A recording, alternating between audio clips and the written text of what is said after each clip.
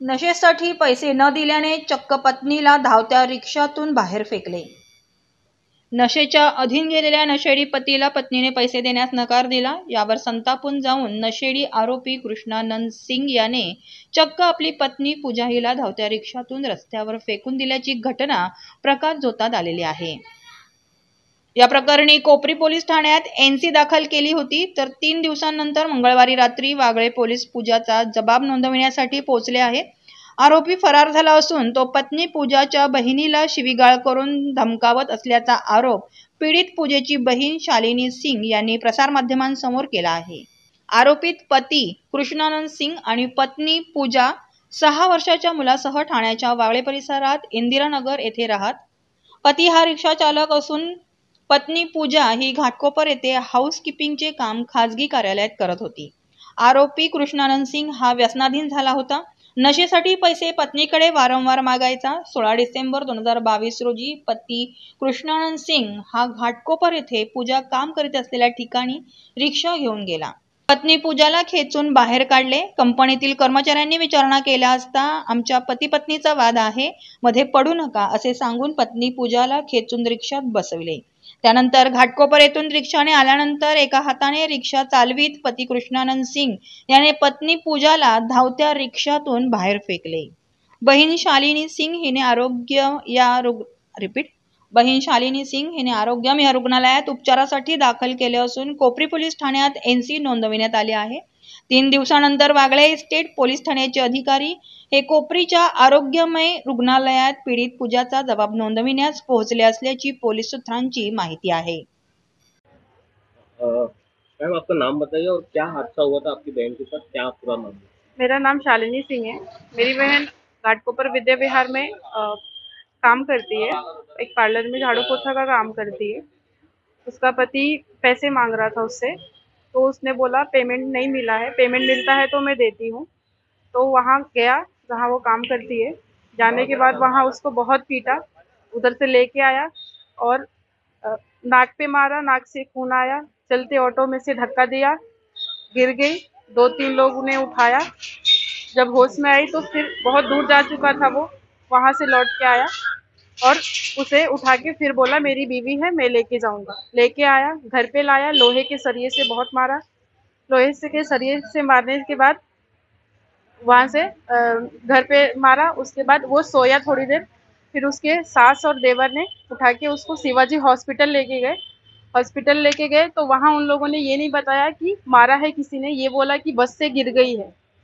बस वहाँ रात भर रख के डॉक्टर ने जो दवा पानी करना था करा, फिर सुबह घर लेके आए। घर लेके आने के बाद फिर से उसने लोहे का सरिया उठाया, मेरी बहन को बहुत पीटा, जानवरों के माफिक पीटा।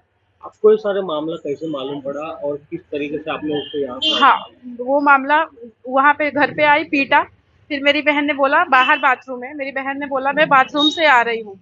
बाथरूम के बहाने मेरी बहन वहाँ से पागलों की तरह भागी। ऑटो पकड़ा, उसके पास पैसे भी नहीं थे।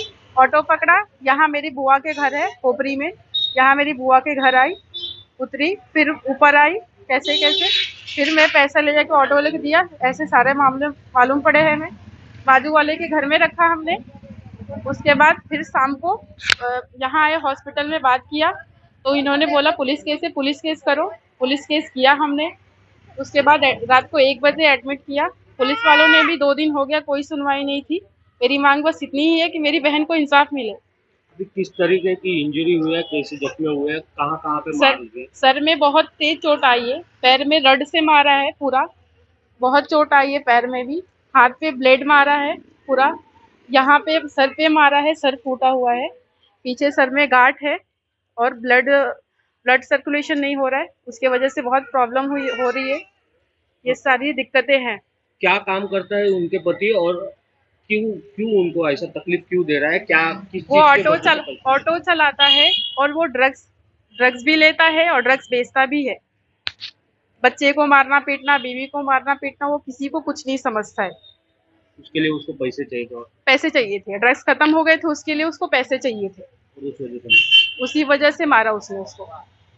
अभी आप जो आपकी बहन है उनको किस तरीके की पुलिस से सहायता मिल रही है?